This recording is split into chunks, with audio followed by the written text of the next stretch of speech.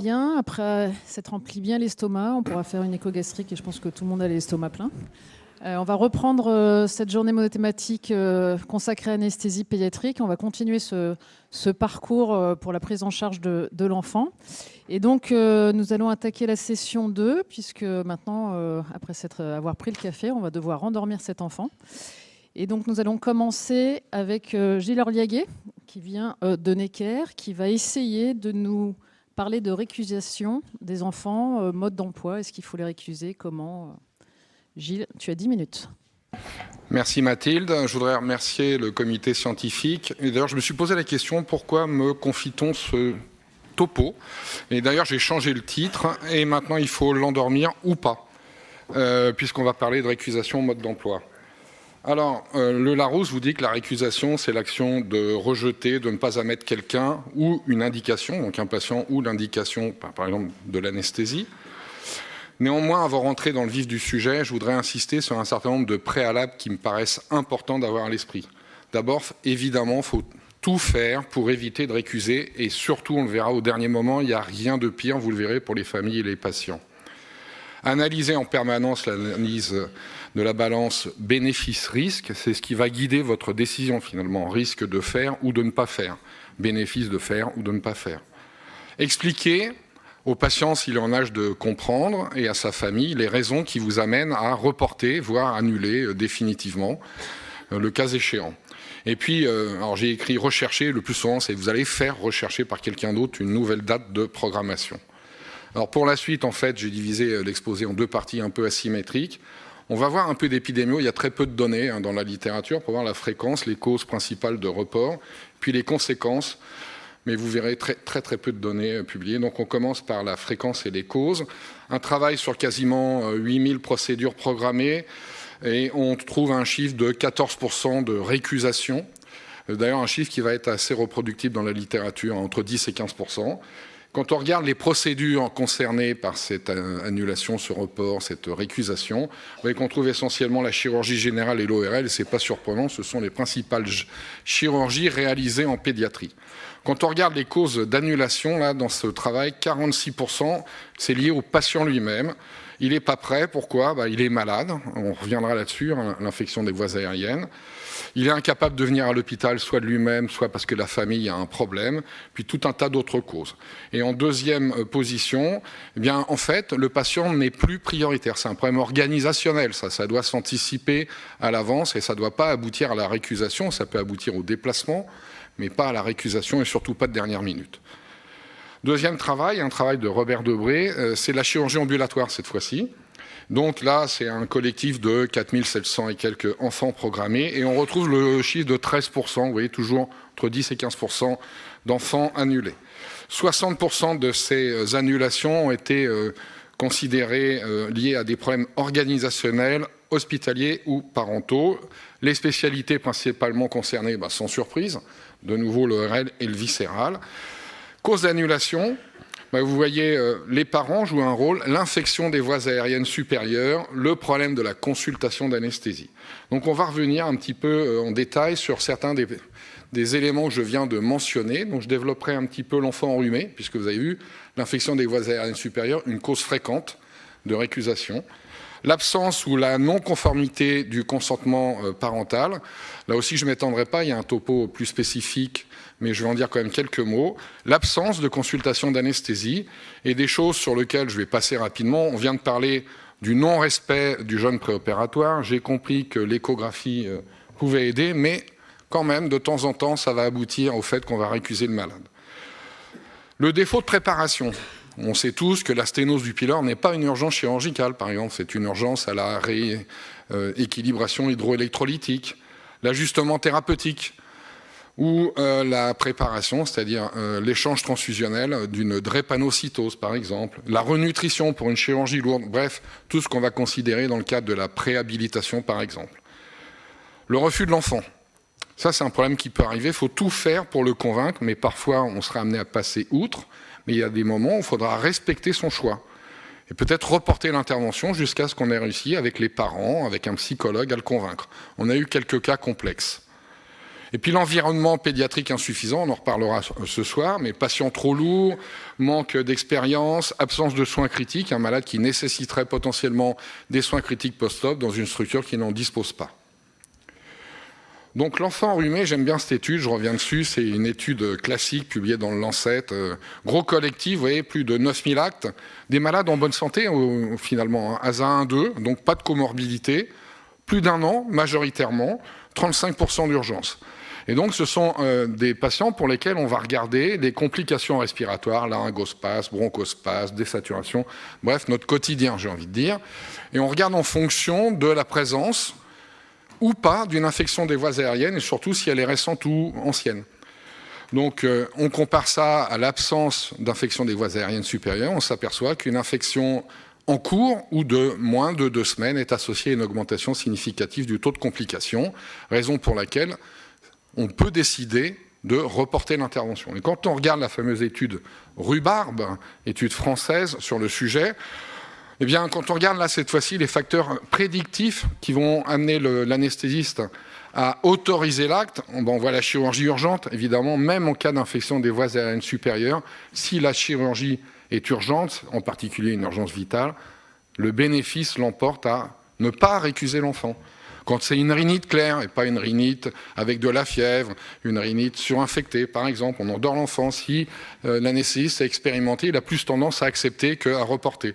Par contre, en cas de toux grasse, d'anomalies auscultatoires, donc de sibilant, de wheezing, tout ce que vous voulez, de léthargie ou de fièvre, eh bien, c'est plutôt des facteurs qui vont vous amener dans cette situation à récuser, éventuellement au dernier moment. Parfois, c'est justement la VPA à l'entrée du bloc, on ausculte l'enfant, il y a des sibilants, on interroge la famille, bah oui, il a peut-être un petit peu de fièvre. Donc ça peut conduire à récuser l'enfant. Autre situation, c'est l'absence d'autorisation d'opérer ou une autorisation d'opérer non conforme. Ici, vous trouverez sur le site que j'ai indiqué en bas, le cas qui est rapporté, Antoine, 4 ans, opéré en ambulatoire d'une cure de hernie inguinale. Le pré, le père et le post-op, tout se passe bien. Le soir même, il est de retour à domicile accompagné par la grand-mère et la maman. Et puis 10 jours plus tard, le chirurgien va être contacté par le papa. Très très mécontent le papa. On ne m'a pas prévenu. Ah, d'accord. Donc le praticien va reconnaître les faits. Surtout que, alors là c'est pas, il y a un seul parent qui a signé, il n'y a aucune autorisation d'opérer retrouvée dans le dossier. Bon, il va proposer une conciliation que le papa va refuser. Il va faire une réclamation pour avoir une indemnisation. Je vous rappelle que peut-être, enfin en tout cas moi dans mon expérience, pendant longtemps l'anesthésiste a eu tendance à se désintéresser un peu de l'autorisation d'opérer, considérant que c'était le boulot du chirurgien.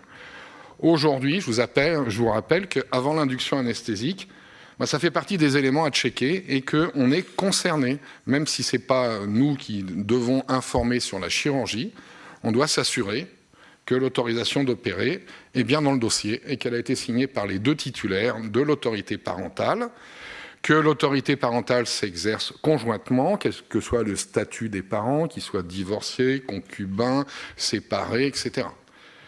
Et ne pas se conformer à cette obligation expose non seulement l'établissement, le chirurgien, mais l'anesthésiste aussi à des poursuites. Donc Duralex, Cedlex, il faut respecter la loi.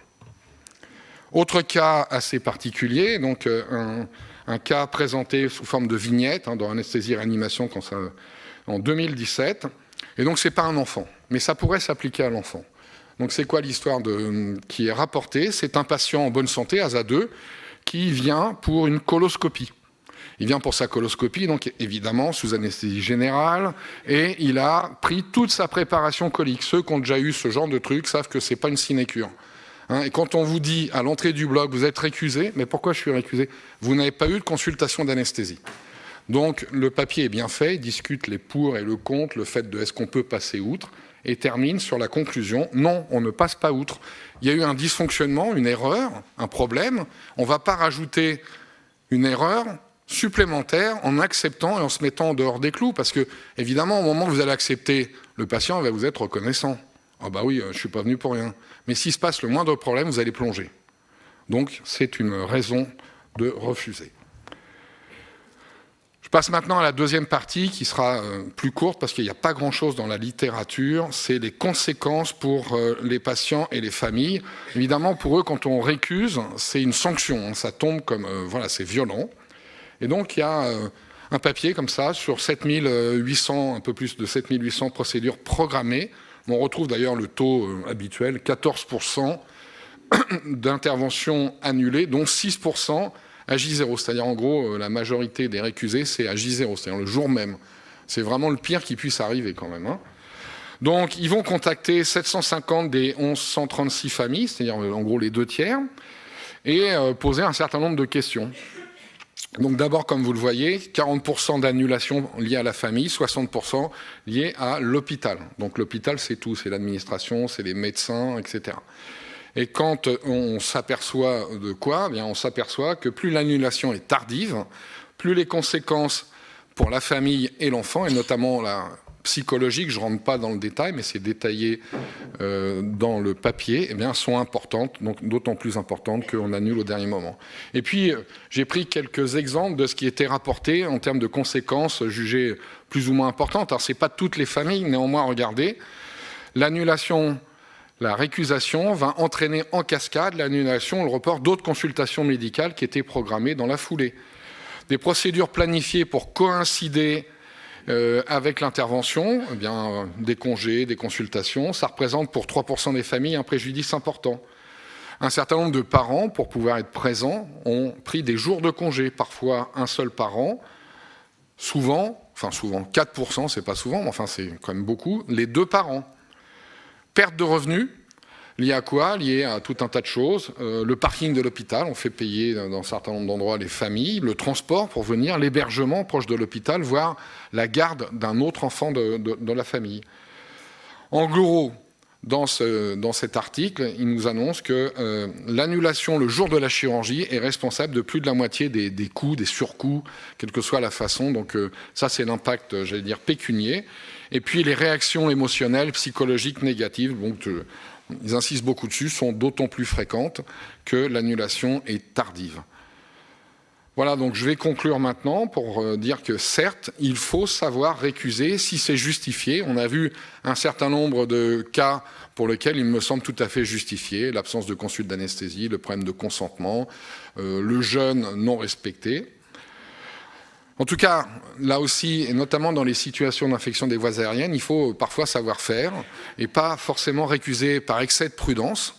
Si on en a l'expérience dans un milieu pédiatrique bien entouré, on peut choisir de faire, mais il y a quand même certains critères à respecter. On l'a vu, la fièvre, les signes auscultatoires, la rhinite qui n'est plus une rhinite claire, par exemple. Tout faire pour éviter de récuser au dernier moment. Il n'y a vraiment rien de pire. Les gens qui arrivent, et en gros, à l'entrée du bloc, et on a même fait parfois rentrer des patients dans le bloc opératoire, on les a fait ressortir. C'est tous nos no-go, là, on les a analysés. On a 14 depuis septembre, je crois, Nadège. Voilà. Donc ça, c'est terrible. Je veux dire, les parents pensent qu'on va endormir l'enfant, ils le voient partir dans le bloc, et puis hop, ils ressortent. Bon, ça, c'est un truc, je pense qu'émotionnellement, je ne suis pas sûr qu'il y ait grand-chose de pire. En tout cas, il faut toujours analyser la balance bénéfice-risque pour aider nos décisions et les tracer dans le dossier. Ça, c'est très important parce que parfois, ça peut aboutir évidemment à des litiges, des mécontentements. Il va falloir argumenter dans le dossier pourquoi on a pris telle ou telle décision. Il faut donc annoncer à l'oral, mais également, comme je le disais à l'instant, par écrit dans le dossier du patient. Faire rechercher une nouvelle date. Et puis, il y a une chose dont on s'est aperçu, ça s'est un petit peu accumulé depuis le Covid, c'est les reports multiples. Des patients, on a vu, annuler 2, 3, voire 4 fois. Alors ça, il y a peut-être des stratégies auxquelles il faut réfléchir en amont, c'est-à-dire pas le mettre en fin de programme, par exemple. Donc, de temps en temps, nos amis chirurgiens écrivent le malade en fin de programme et écrivent « annuler déjà 4 fois ». Ben, on leur dit « c'est simple, tu le mets en première position » et là, la probabilité qu'il ne soit pas récusé augmente.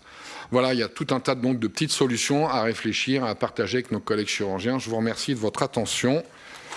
Et je vous rappelle qu'il est encore temps de venir à Caen pour la SFAR Jeune et puis évidemment à la DARPEF un peu plus tard à Marseille.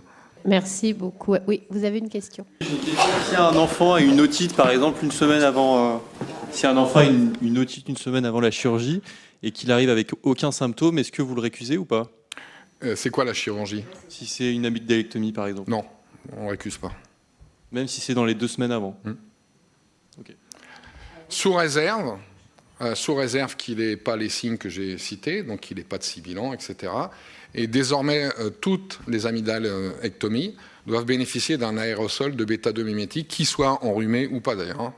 On l'a mis dans la recose phare SF-ORL phare. Grada. Je voulais vous poser une question à tous. Est-ce que vous avez tous dans vos blocs des procédures de no-go? Est-ce que vous avez tous... qui a une procédure de no-go? Donc, vous en avez... Alors, c'est la certification prochaine, puisque c'est au mois de mai, qui nous a incité fortement à l'avoir. Voilà, c'est ça. En fait, c'est du moment où le patient rentre au bloc opératoire et que pour X raisons, le patient ne présente pas tous les critères validés pour une anesthésie, vous allez interrompre la procédure, refaire partir le patient, soit pour le décaler parce qu'il manque un examen, soit pour le décaler à un autre jour, soit dans la journée, soit dans un autre jour, pour compléter son bilan. Donc ça, c'est la nouvelle certification. Et j'attirais votre attention, je ne sais pas comment vous l'avez mis en place chez vous, Gilles. Nous, à Bordeaux, on l'a mis en place, pareil depuis septembre, octobre, je ne sais plus quoi. Il y a quand même une certaine pression lorsque tu es impliqué dans un no-go. Moi, j'ai fait un no-go. Cette d'hémoglobine, ça ne se fait pas, hein, c'est assez désordre. Vous savez, le gruyère qui passe là, zoom, zoom, zoom, zoom, zoom, là, 7. Bon, on va décaler un petit peu. Et alors là, ça a été donc la fiche de no-go, le conseil de bloc, l'institution, je ne sais pas quoi, RMM, CREX, tout ça pour un no-go. Alors je pense qu'ils se sont servis de ce no-go pour mettre en place la procédure, informer les équipes. Je trouve qu'il y a une certaine pression quand même. Vous n'avez pas eu ça, vous? Si, bien sûr, on l'a mis en place depuis septembre. On en a eu 14. L'intérêt, c'est d'identifier ceux qui sont évitables et d'essayer de travailler dessus pour éviter que ça se reproduise. Ouais, c'est surtout ça qui, en tout cas, moi, me semble être intéressant. Maintenant, évidemment, quand je viens de le dire, on fait rentrer un malade et qu'on le fait ressortir, il y a une tension. Oui, il y a un genre de tension dans le bloc. Et Louise?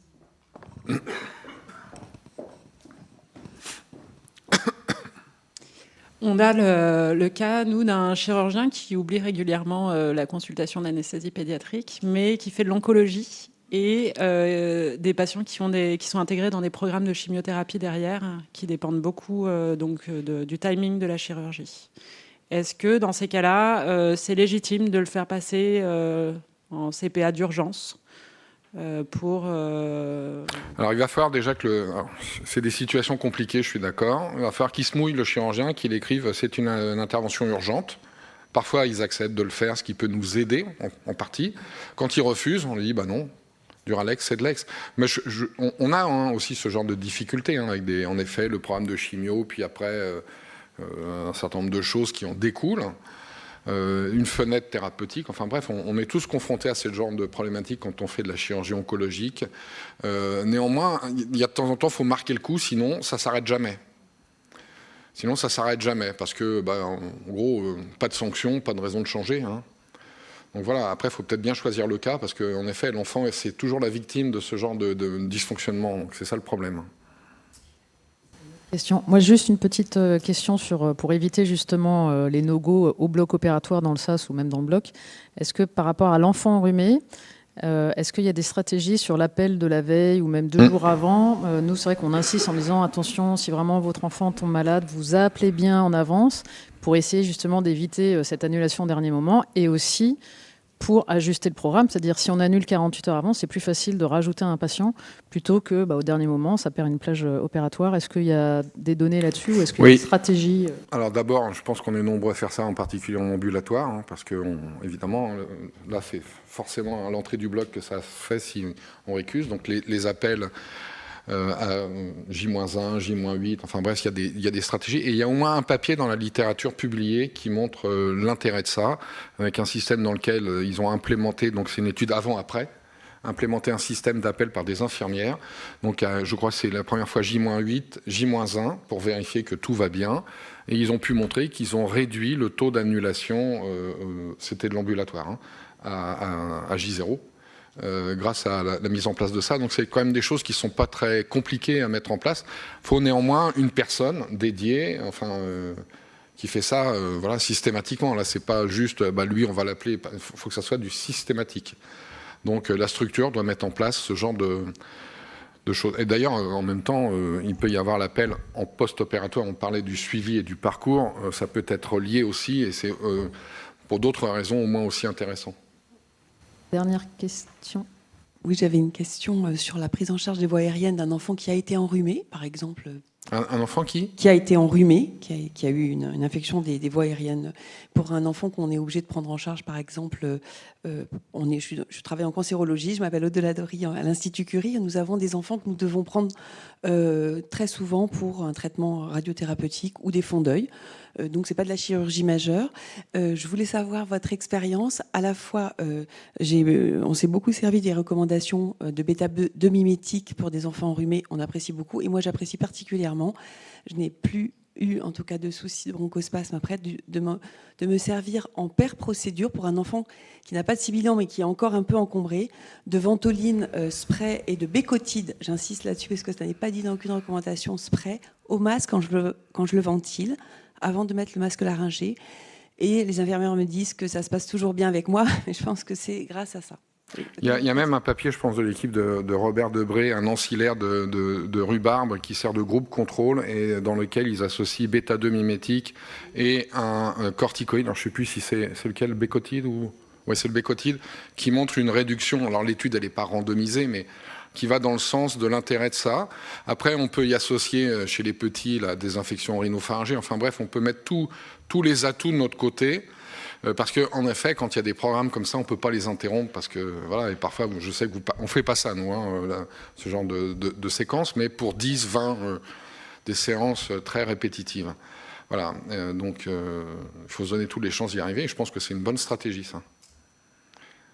Merci. Merci beaucoup. On a le plaisir d'accueillir le président de la DARPEF. Induction intraveineuse ou inhalatoire, faut-il vraiment choisir? Christophe Dadur, Montpellier. Bonjour à tous, je voulais remercier aussi le Conseil scientifique de m'avoir invité au JMT d'anesthésie pédiatrique. C'est toujours un plaisir de venir parler d'anesthésie pédiatrique. Donc effectivement, on va parler du sujet, après savoir si on a récusé ou pas l'enfant, de l'endormir et de comment l'endormir, et de comment faire l'induction IV ou inhalatoire, et faut-il vraiment choisir entre les deux? Si j'arrive à faire fonctionner... Ah voilà, bon. Donc je n'ai aucun lien d'intérêt avec cette présentation. Donc on va commencer tout de suite par faire un petit état des lieux. Alors quel type d'induction d'anesthésie en France sont utilisées pour l'anesthésie pédiatrique? Et c'est cette étude qu'avait fait Isabelle Constant il y a quelques années maintenant, il y a à peu près 10 ans, et qui avait interrogé des anesthésistes pour savoir comment ils endormaient les enfants. Et vous voyez, dans la plus grande majorité, c'est les carrés en blanc, eh ben, on endort les enfants avec un mélange de sévoflurane et de propofol. Principalement quand les enfants ont plus de 3 ans. En dessous de 3 ans, l'induction est principalement inhalatoire avec du sévoflurane seul. On voit que l'association sévoflurane-curare est beaucoup plus rare en France. Vous savez qu'on a un peu cette réticence à faire des curares en induction chez l'enfant. Voilà, donc au-dessus de 3 ans, beaucoup d'associations sévoflurane propofol. Alors, c'est pas pour vous rappeler, je vous rappelle juste comme ça sur cette petite diapositive que quand on fait des fortes concentrations de sévoflurane, et Isabelle en a déjà parlé, mais il y a cette étude qui date de plus de 20 ans, qui montrait que quand on fait des fortes concentrations de sévoflurane, eh ben on provoque au niveau électroencéphalographique des pics ondes d'abord, et puis en plus après des bursts suppression, qui montre que probablement on y a une certaine toxicité entre guillemets du sévoflurane à forte concentration. Alors l'idée, c'est de diminuer les posologies. Comment diminuer les posologies? Eh ben, on va voir qu'il y a 2 médicaments principalement qu'on utilise en anesthésie pédiatrique pour endormir les enfants, qui sont le sévoflurane et le propofol. Alors cette étude très intéressante d'Oberer, j'ai de nouveau un problème avec la zapette. Ça y est.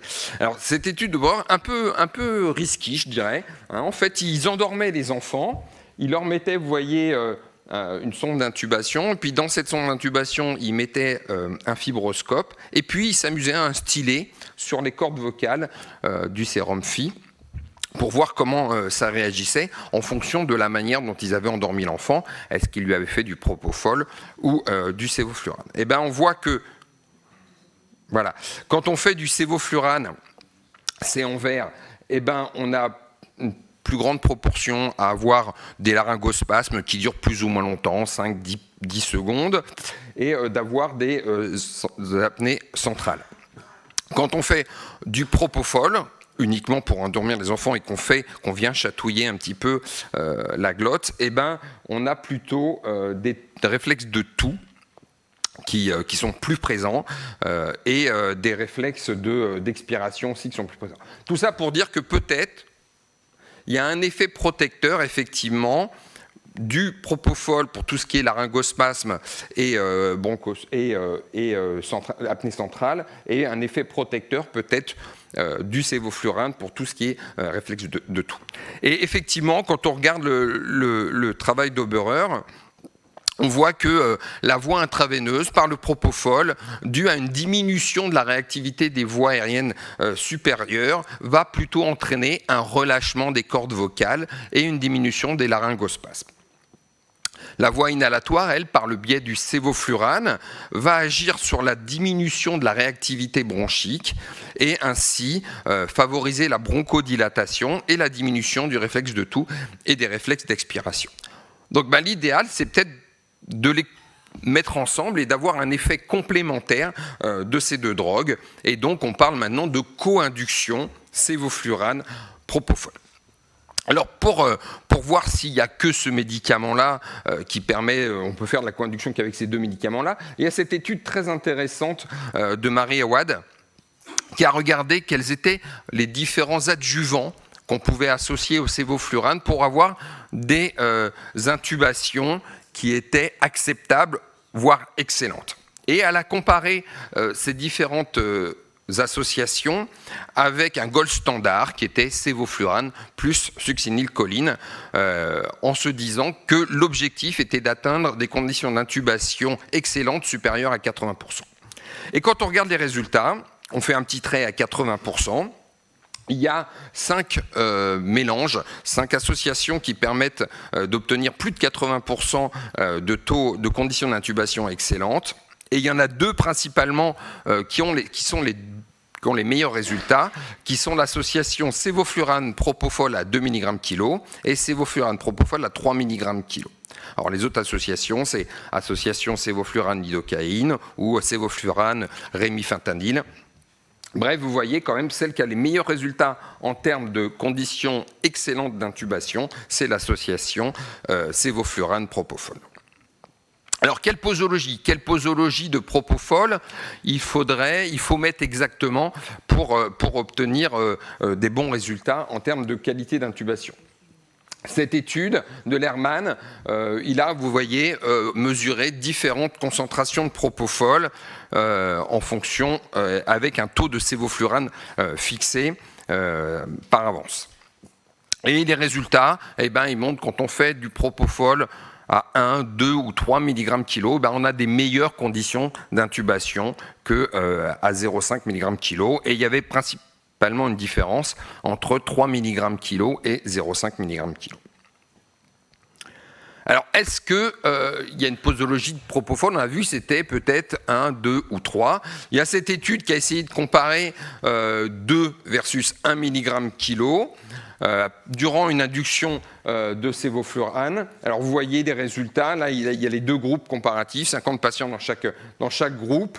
Pas de différence significative, si ce n'est que le temps de perte de conscience était un peu plus faible quand même quand on utilisait 2 mg kg, que le temps de pose de voies veineuses périphériques était aussi plus court quand on utilisait l'association propofol 2 mg sévoflurane par rapport à 1 mg, et que le temps d'intubation était également plus court. Mais pas de différence significative. Par contre, en termes de conditions d'intubation, de qualité d'ouverture des voies aériennes, enfin d'ouverture de la glotte, eh ben, ils étaient indéniables. Les conditions étaient nettement meilleures quand on faisait 2 mg kg plus que 1 mg kg. Donc visiblement, il faudra faire au moins 2 mg kg pour avoir des bonnes conditions d'intubation.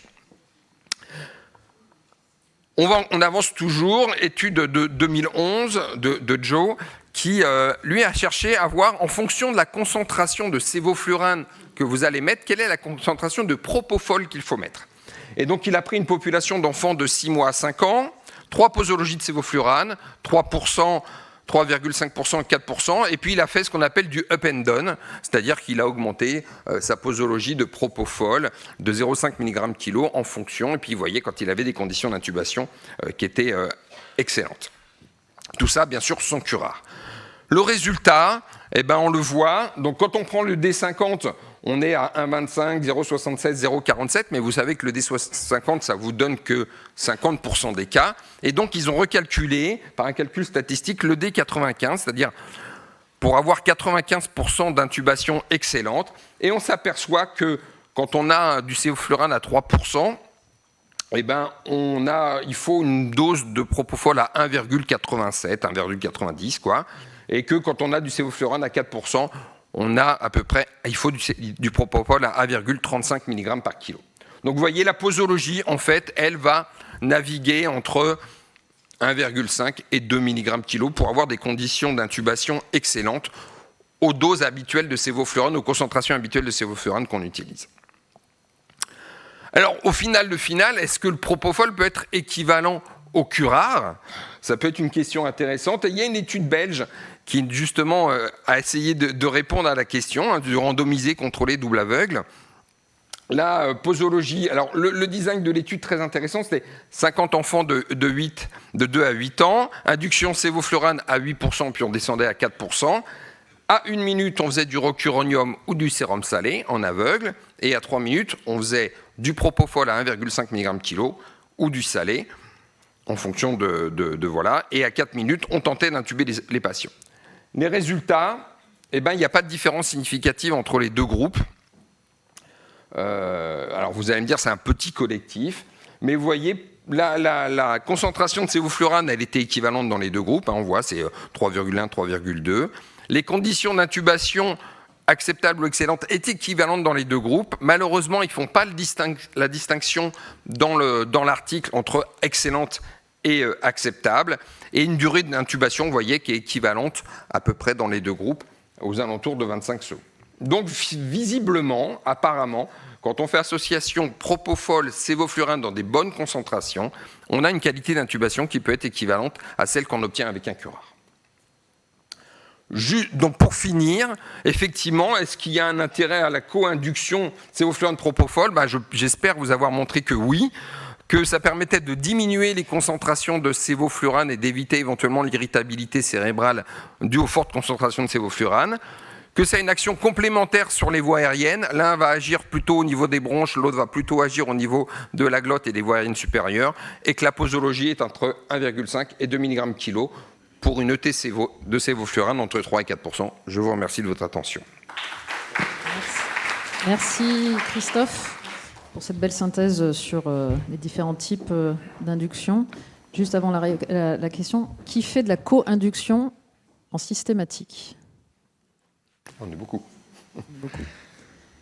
Je vous remercie pour le topo.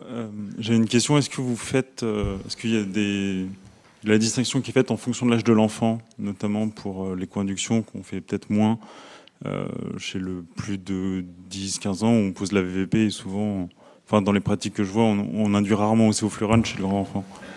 Est-ce que vous avez une différence de posologie de diprivant du coup Effectivement, quand on a réussi à poser la perfusion avant d'endormir l'enfant, on a plutôt tendance à faire de l'intraveineux pur et pas faire de sévoflurane. Alors on augmente les doses, hein, bien sûr, de propofol, c'est pas du 1,5, c'est plus que ça. C'est plutôt aux alentours de 3 à 5 mg kg, plutôt 5 à 7 mg kg. Mais effectivement, pour les enfants qu'on a induits d'abord en inhalatoire parce qu'on n'avait pas posé la voie veineuse périphérique, moi je vais avoir tendance à faire quasiment systématiquement du propofol en association. Bien sûr, chez le nouveau-né, on va diminuer les posologies, voire on va utiliser d'autres produits qui vont nous permettre de diminuer toutes les posologies des drogues. Mais effectivement, en fonction de l'âge, on peut varier son induction. Dans les splits, ça peut être par là. Non, j'ai pas trouvé. Vous voulez dire par exemple chez le plus de 8 ans, à qui on a déjà perfusé? Non, j'ai pas trouvé de littérature là-dessus. 2 petites questions. Quid du masque laryngé, enfin de la co-induction avec les masques laryngés? Et deuxième question, les morphiniques, la place des morphiniques dans la co-induction. Alors bien sûr, pour le masque laryngé, moi je vous dirais que personnellement je fais de la co-induction également pour la pose de masque laryngé. Comme on a vu, le propofol va plutôt agir sur les voies aériennes supérieures. Donc, en fait, si vous voulez diminuer les réflexes éventuellement de l'oropharynx parce que vous êtes un peu limite en sévoflurane, ça va vous permettre que le masque laryngé soit plus facilement accepté. À des posologies identiques? Oui, à peu près. Identiques, 2 mg kg classiquement. Pour ce qui est des morphiniques, bien sûr, on sait que il y a une douleur qui est engendrée due à la laryngoscopie et à l'intubation. On sait que les morphiniques diminuent aussi le réflexe de toux au niveau trachéal. Donc, il y a un intérêt, bien sûr, à associer les morphiniques. L'idée, effectivement, là, j'ai voulu traiter surtout la co-induction sévoflurane propofol, mais effectivement, il faut associer un morphinique quand on fait une induction chez un enfant. Il y a Isabelle et Nadia. Juste dire que ça dépend aussi beaucoup de la façon dont on fait l'induction au sévoflurane. Parce que très souvent, si on fait par exemple une induction incrémentielle d'une part, ou d'emblée à 6%, on se retrouve avec une fraction expirée de sévoflurane qui est au-dessus de 4%. La plupart des études montrent que la fraction expirée est entre 4 et 5%, en général 4,5%.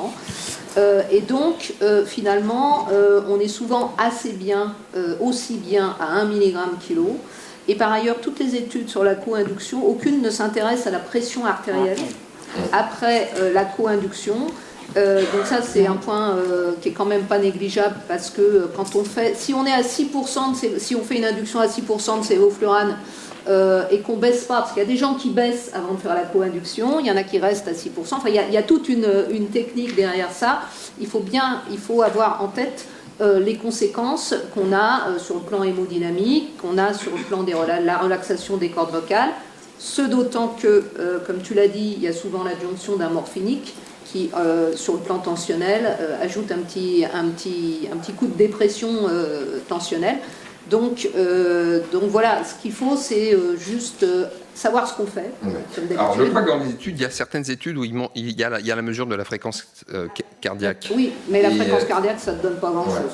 Après, la pression artérielle chez l'enfant, tout le monde la pose pas toujours. Bien, mais c'est quand même... Après, effectivement, il faut bien dire qu'il faut rediminuer. Quand on a induit son enfant à 6, 7, 8% selon ce que vous faites, 6% de préférence, et après, il faut diminuer pour essayer de descendre entre 3 et 4 de préférence. Non, mais effectivement, attention au tout petit. Co-induction propofol, ça donne des hypotensions profondes et surtout qui durent. Donc méfiance, effectivement, il y a d'autres molécules qu'on peut utiliser, mais on va pas... Et la deuxième remarque, c'était chez l'adulte, parce qu'on a parlé de l'adulte. Chez l'adulte, on peut faire de la co-induction, mais on la fait à l'envers en général.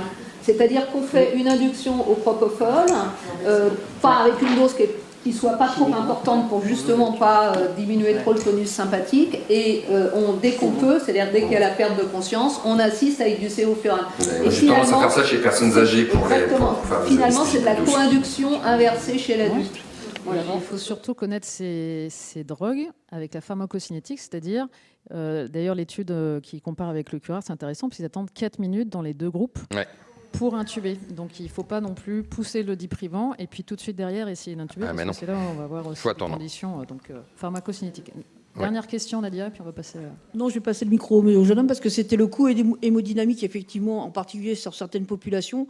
Et chez ces gens un peu plus fragiles, les enfants ou les plus jeunes, par quoi on remplaçait le propofol quand on voulait améliorer l'induction? C'était ça un peu là. C'était même. En fait, il faut prendre le temps surtout. C'est ce qu'a dit Isabelle, c'est-à-dire que vous faites pas votre sévoflurane et vous intubez tout de suite. Il faut prendre le temps que les médicaments agissent. Ils ont une pharmacocinétique, il faut la respecter. S'il vous plaît, j'avais une question pour les fibroscopies chez le nourrisson digestif. Est-ce qu'il y a une indication pour le binôme propofol-sévo?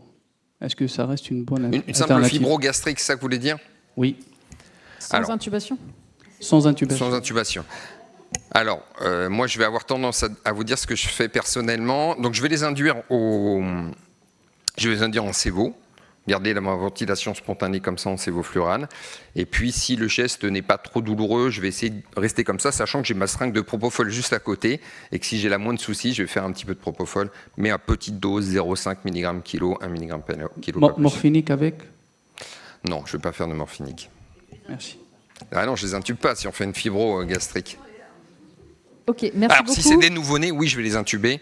Les enfants un peu grands, je ne vais pas les intuber. Merci beaucoup. Christophe.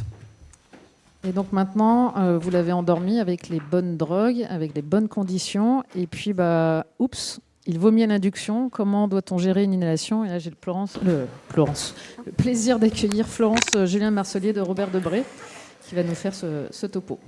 À toi. Bonjour d'abord, merci beaucoup pour cette invitation. Alors j'ai raté la première diapo, pardon.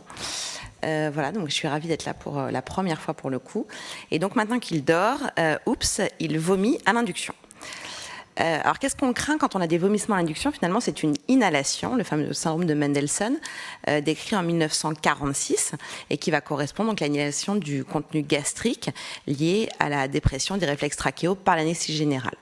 L'inhalation, elle va survenir donc quand on a une augmentation du volume gastrique et puis l'anesthésie générale, le fait qu'il y ait une diminution du tonus du sphincter inférieur de l'œsophage et donc la dépression des réflexes trachéaux.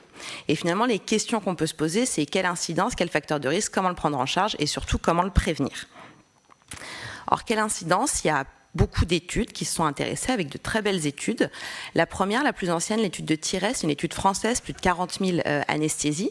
Et là, ils avaient retrouvé une incidence d'à peu près 1 sur 10 000 anesthésies, donc la survenue d'une inhalation, avec un pic chez l'enfant de moins de 1 an, où on était autour de 1 pour 1000.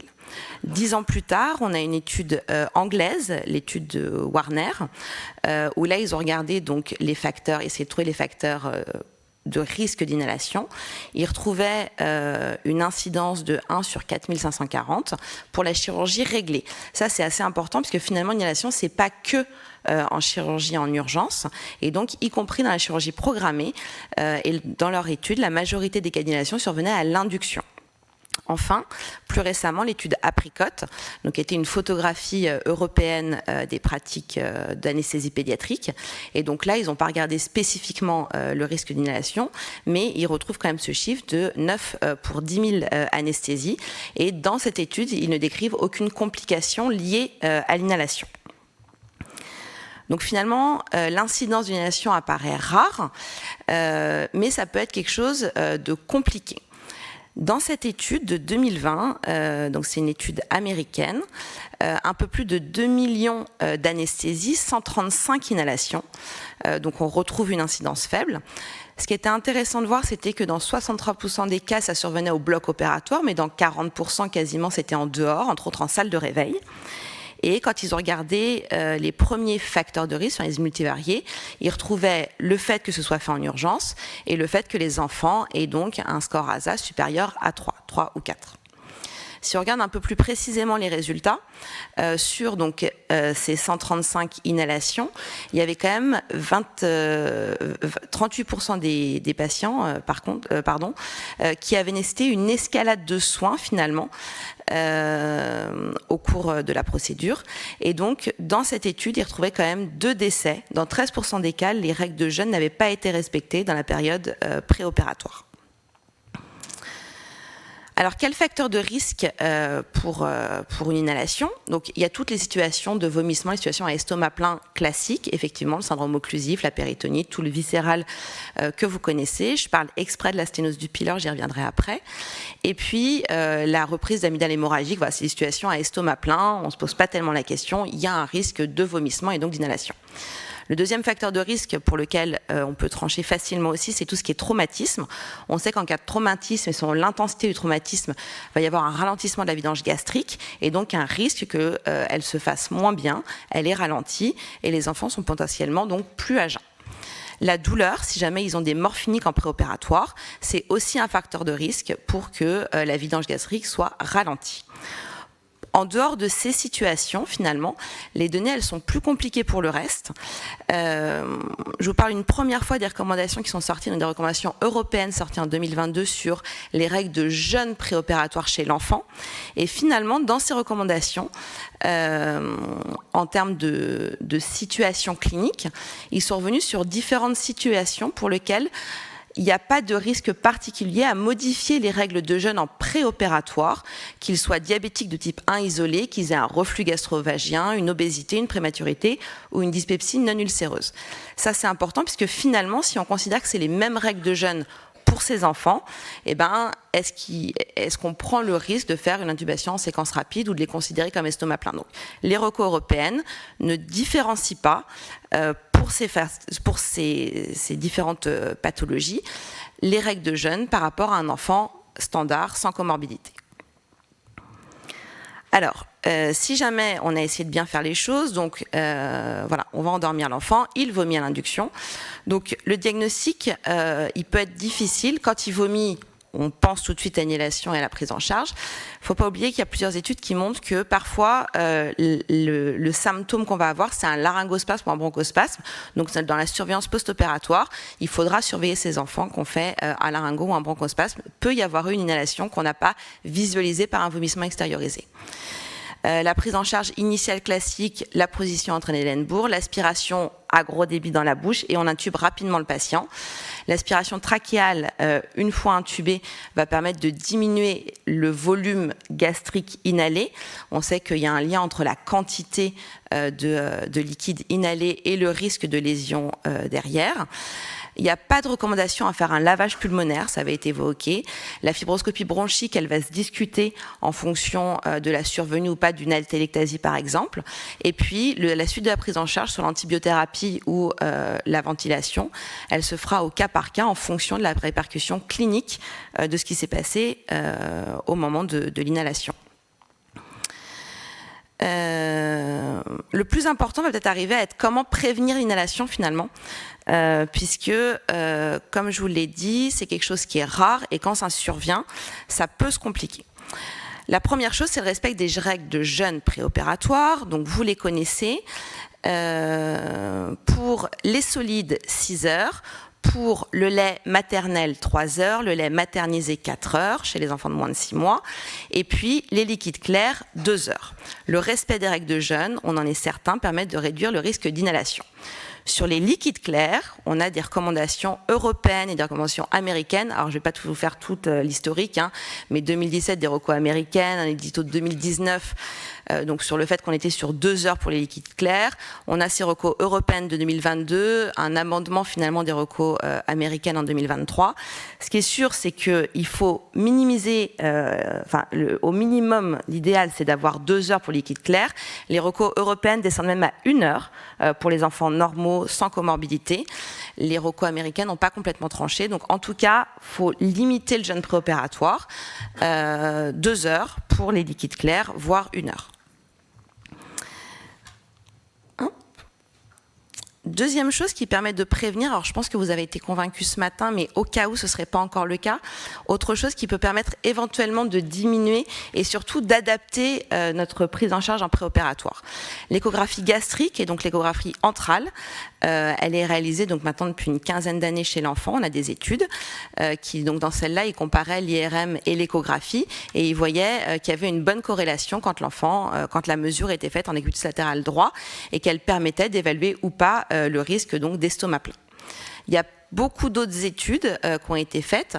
Je vous invite à lire la dernière, surtout celle sur la sténose du pylore. Finalement, la sténose du pylore, on a des enfants contre 3 et 6 semaines.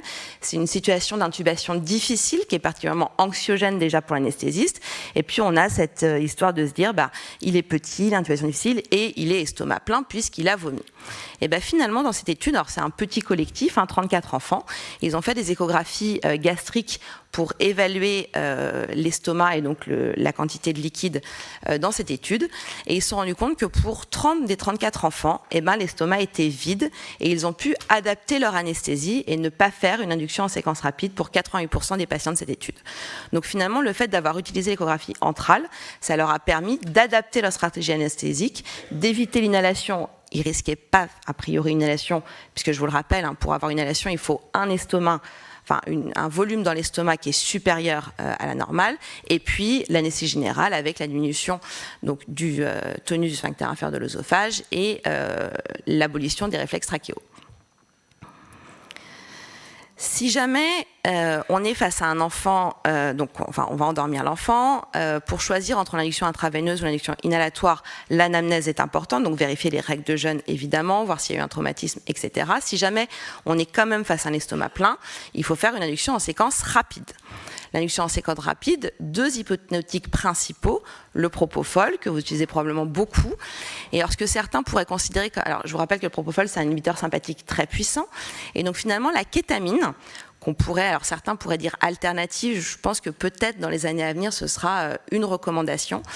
2 à 3 mg kg, ça donne de très bonne qualité pour l'intubation, et chez les tout petits, les nourrissons qui donc sont plus à risque, comme on l'a dit juste avant, le propofol, ça a une durée d'action assez longue quand il faut une hypotension, elle est assez longue, et surtout ça donne une meilleure stabilité hémodynamique. Donc l'hypnotique pour la séquence rapide en pédiatrie, propofol ou kétamine. Il faut curariser ces enfants, donc un curare d'action rapide, l'acélocurine en première intention. Il y a des études qui montrent que le rocuronium donne une bonne qualité d'intubation aussi. Donc l'association d'un hypnotique et d'un curare pour faire une induction en séquence rapide. Donc pour finir, l'inhalation à induction, c'est rare mais potentiellement grave. Les facteurs favorisant l'estomac plein, l'urgence et le traumatisme. La prise en charge immédiate, on les met en traîne, passe parfois sur le côté, aspiration à gros débit dans la bouche, une intubation rapide et on aspire dans la trachée pour pouvoir diminuer la quantité de liquide. La suite de la prise en charge, elle s'adaptera au cas par cas. La majorité, dans les études que je vous ai présentées, quand il y a eu des comorbidités, des séquelles respiratoires ou des décès, dans les 2 heures suivant l'inhalation, il y avait les premiers symptômes respiratoires. Le respect des règles de jeûne, c'est la base pour s'affranchir du risque d'inhalation. Et je pense que l'échographie entrale a toute sa place pour pouvoir prévenir le risque d'inhalation. Merci beaucoup. Merci Florence. Est-ce que vous avez des questions sur ce risque? Oui, Marion. Un enfant qui inhale en ambulatoire, comment on le gère? Est-ce qu'effectivement on se donne un temps de surveillance prolongée? Est-ce que ça peut contre-indiquer? Dans la majorité des études où il y a eu des comorbidités, dans les 2 heures, ils ont développé des symptômes respiratoires avec parfois une nécessité d'une ventilation ou de réanimation. Donc c'est vrai que si c'est rien passé dans les 2 à 4 heures suivant inhalation, il n'y a pas de raison de différer, hormis, je pense, une information des parents en disant s'il y a de la fièvre, s'il y a des symptômes respiratoires, vous revenez ou vous rappelez. Et deuxième question, pour revenir à l'échographie gastrique, on parlait d'angoisse tout à l'heure, je me demandais juste comment vous gériez en fait l'introduction de l'échographie auprès d'un enfant avant de l'opérer en urgence. Alors nous en pratique, on est en train de le mettre en place. C'est pas quelque chose qu'on fait qu'on faisait quotidiennement. On explique aux parents en fait que les différentes la constitution d'anesthésie et que donc on va vérifier juste, surtout quand il y a traumatisme, vérifier pour adapter si on va pouvoir lui faire l'induction juste avec le masque ou avec la perfusion. Et on fait l'échographie et effectivement, en général, quand on tranche avec, là, on va avoir besoin de poser la perfusion avant, ou là, on n'a pas besoin, ça se passe très bien. On leur explique que c'est pour adapter la stratégie d'anesthésie. Il faut jouer c'est de la distraction, mais finalement, il joue avec la sonde, il joue avec nous. On peut même se faire l'échographie entrale pour lui montrer que ça fait pas mal, que c'est froid, et ça se passe plutôt très bien. Oui, un petit challenge, c'est-à-dire que souvent... C'est vrai qu'à Lyon, on en fait beaucoup. À chaque fois, je plaisante avec l'enfant en disant « Tu me dis pas ce que tu as mangé la dernière fois, je vais essayer de deviner. Ouais. » Puis on va regarder, tiens, regarde, tu as mangé des nouilles, un Big Mac. Et voilà, c'est la distraction, mais comme pour tout, pour le masque, pour la perf. Et ça se passe en général bien. Après, il y en a certains, ils veulent pas. Il faut savoir qu'au gastrique, quand on n'arrive pas à conclure, on se reporte à l'anamnèse, à l'histoire clinique. Voilà, donc parfois, on n'arrive pas à conclure. Oui, donc nous, on a augmenté un petit peu la réalisation des échos gastriques, et en particulier sur les non-respects de jeûne, parce que c'est un peu difficile quand ils n'ont pas respecté, que l'infraction est minime, de savoir est-ce qu'on les reporte complètement et reviendront, est-ce qu'on peut les faire parce que probablement l'estomac est vide, donc on fait les échos gastriques. Et il y a une situation sur laquelle je voudrais attirer votre attention parce que on s'est mis à vérifier, moi je me suis mis à vérifier tous les patients qui avaient vomi, parce qu'il y a des patients qui vomissent dans la voiture, on nous dit c'est le stress, etc. Et globalement, quand on les vérifie, ces patients, ils ont tous l'estomac plein. Moi, pour le moment, j'en ai jamais trouvé un seul qui avait vomi entre le moment où il est supposé ne pas manger et l'arrivée au bloc opératoire. Et en vérifiant, c'est des estomacs pleins. Donc, est-ce que c'est du stress? Est-ce que c'est des enfants qui vont commencer une gastro, etc. Donc, globalement, c'est une situation qu'on ne connaissait pas. Et la vérification de ces patients est surprenante puisqu'ils ont tous un estomac plein. Donc, je n'endors plus, moi, personnellement, sans faire une écho, tous les enfants qui n'ont pas eu un repas normal entre le moment où ils ont vomi et le moment où on fait l'anesthésie, en fait. Alors, effectivement, l'apport de l'écho est très important, comme tu le soulignes. Alors après, pour en avoir fait, on est aussi assez systématique sur tous. À partir du moment où on a un doute, en fait, on fait une échographie gastrique. Ceux qui ont vomi sur le trajet, alors on a des échos qui montrent des estomacs vides. Après, encore une fois, effectivement, être systématique, mais d'abord, comme l'a dit Héloïse, se former à l'échographie gastrique. Et au moindre doute, c'est le jugement clinique avec l'examen clinique qui doit primer en disant... Bon, si je n'arrive pas à conclure, pour moi, effectivement, il a vomi, mais il faut savoir aussi ce qu'il a vomi. Ça peut parfois être du liquide et c'est ce qu'ils appellent la bile, mais ça peut être aussi les haricots verts non digérés de la veille. Là, ça va être la prise de décision, elle va être différente entre ces deux situations. Donc, encore une fois, il faut se rapporter aussi à l'histoire clinique et à l'anamnèse. Une dernière question. Juste une remarque sur le lien entre volume et risque d'inhalation. En fait, on ne sait pas si plus le volume est important, plus on va inhaler. Ce qui a été montré, c'est que si on fait une instillation directe dans les poumons d'un volume plus important, on a plus de conséquences.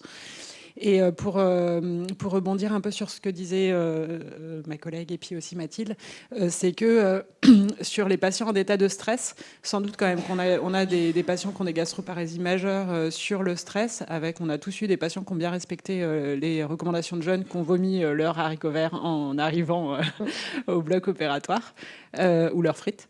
Et certainement qu'on aurait des grosses surprises si on faisait des échographies à tous les patients.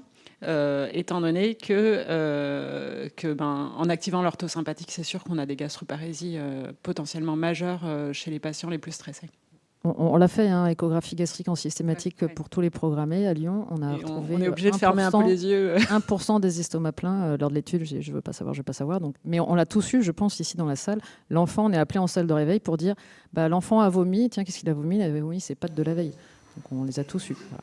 Après, faut-il faire une échographie gastrique à tous? Je ne suis pas sûre. Je vous invite à nous retrouver à l'ASFA en septembre pour une belle controverse là-dessus. Donc voilà. En tout cas, merci beaucoup Florence. Et puis on va passer à la suite. On va passer au piège de la ventilation avec Florent. Florent Baudin.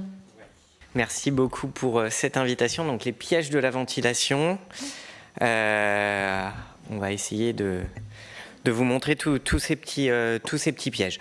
Alors, premier piège, je dirais, on va reprendre un petit peu juste de physio. Et le premier piège, c'est oublier la PEP. Sur ces deux courbes, qu'est-ce que vous avez? Vous savez que la cage thoracique du petit enfant, en fait, elle est extrêmement souple. Il a une compliance qui est très importante de sa cage thoracique. Et par contre, son poumon en lui-même est extrêmement rigide, non pas dans sa composition, puisque en fait, il est riche en élastine par rapport au collagène, mais dans son nombre d'alvéoles. Et ce que vous avez sur la courbe de droite, c'est le volume résiduel qui est extrêmement bas chez le nourrisson du fait de cette cage thoracique qui ne joue pas son rôle de maintien de structure et qui a tendance finalement à suivre le poumon et à complètement se vider de son air si on ne fait rien. Et ce volume, il est très proche de ce qu'on appelle le volume critique de fermeture, qui est le volume en dessous duquel, finalement, les voies aériennes et les alvéoles vont venir se fermer parce qu'il n'y a plus suffisamment d'air, et donc qui vont donner des atélectasies. Alors, il faut une PEP parce que le nourrisson de base va finalement générer une autoPEP, surtout le tout petit. C'est pour ça que dès qu'ils sont en détresse respiratoire, il y a un gênement expiratoire qu'on n'a pas chez l'enfant plus grand. Il fait juste de l'autopep. Il va freiner son expiration. Il va respirer de façon très importante. Il va essayer finalement de se mettre un petit peu en overdistension pour essayer de limiter cette baisse sur le volume résiduel. Alors, combien de PEP? On a une étude très intéressante où ils ont utilisé l'échographie. Ils ont fait de l'échographie pulmonaire pour regarder la survenue d'atélectasie. Alors, il faut savoir qu'en échographie, on est très très sensible. On va chercher vraiment les atélectasies qui, même cliniquement, ne vont pas parler. Donc, ils ont randomisé les patients. Ils les ont induits tous de la même façon. Après l'intubation, ils leur font une manœuvre de recrutement. Ils vérifient à l'échographie qu'on n'a plus d'atélectasie. Et ensuite, ils les randomisent en 3 groupes en paire opératoire, avec un groupe avec 3 de PEP, 6 de PEP et 9 de PEP. Et ce qu'on voit, c'est que lorsqu'on met 3 de PEP sur cette étude, finalement, on a le même volume d'atélectasie qu'en post-intubation immédiat, avant qu'on ait fait la manœuvre de recrutement. Donc finalement, un niveau de PEP à 3 n'est pas suffisant pour prévenir la survenue des atélectasies et donc le dérecrutement du poumon. Entre 6 et 9, il n'y avait pas de différence. Et il y a un autre papier qui a montré à peu près la même chose à 5 cm d'eau. Et donc, la recommandation, c'est qu'il faut utiliser une PEP au moins égale à 5 cm d'eau en pédiatrie. À quel moment? Eh bien, je dirais dans toute l'intervention, depuis le début jusqu'à la fin. Ça, c'est une étude, je vais passer rapidement, mais c'est une étude où ils ont fait 6 PAP au moment de l'induction et au moment du réveil versus pas de PEP. Et en fait, on voit qu'on a une différence significative sur les scores d'aération pulmonaire. Donc, on utilise une PEP systématiquement obligatoire chez l'enfant, du début de l'intervention jusqu'à la fin, et au moins égale à 5 cm d'eau. Le deuxième piège, c'est sous-estimer l'espace mort. En fait, l'espace mort, c'est vraiment la problématique majeure lorsqu'on fait de la pédiatrie. Au niveau de vos circuits et des pièces en Y, vous avez des volumes qui sont importants. 2, vous allez utiliser des filtres qui sont en général bactériostatiques et échangeurs de chaleur et d'humidité parce qu'on va réutiliser les circuits entre 2 patients, et que ces volumes de filtres qui sont censés tout faire, bactériostatiques et échangeurs de chaleur et d'humidité, les plus petits font de l'ordre de 10 ml. Donc lorsque vous ventilez un tout petit, avec la pièce en Y, le volume du filtre, parfois le petit raccord Hanley qu'on se rajoute parce que c'est plus confortable de le mettre un petit peu à distance, on a un espace mort qui est très important. Dans ce travail qu'on avait fait, on avait utilisé de la capnographie volumétrique pour mesurer ces espaces morts. Vous voyez sur la figure de droite, que ce qui est en blanc et en gris représente l'espace mort. En blanc, c'est l'espace mort lié au filtre. En gris, c'est l'espace mort des voies aériennes, donc qui prennent en compte l'espace mort anatomique plus la sonde d'intubation, la pièce en Y et tout ça. Et en foncé, c'est uniquement la ventilation alvéolaire. On a harmonisé avec la fréquence respiratoire, c'est pour ça qu'on est en ventilation minute, mais vous voyez que la ventilation alvéolaire est assez constante finalement sur tous les 3 groupes d'âge. Par contre, la proportion de la ventilation qui ventile l'espace mort représente quasiment 2/3 du volume courant que vous allez régler. Et lorsqu'on avait regardé, alors c'est lié à nos pratiques en fonction des fils, du type de circuit, à quel moment on change nos circuits et tout ça, globalement en dessous de 25-30 kg, on avait quasiment le même volume entre l'espace mort et la ventilation alvéolaire. Alors si on rajoute de l'espace mort, si on a beaucoup d'espace mort, forcément on a un CO2 qui va être plus important.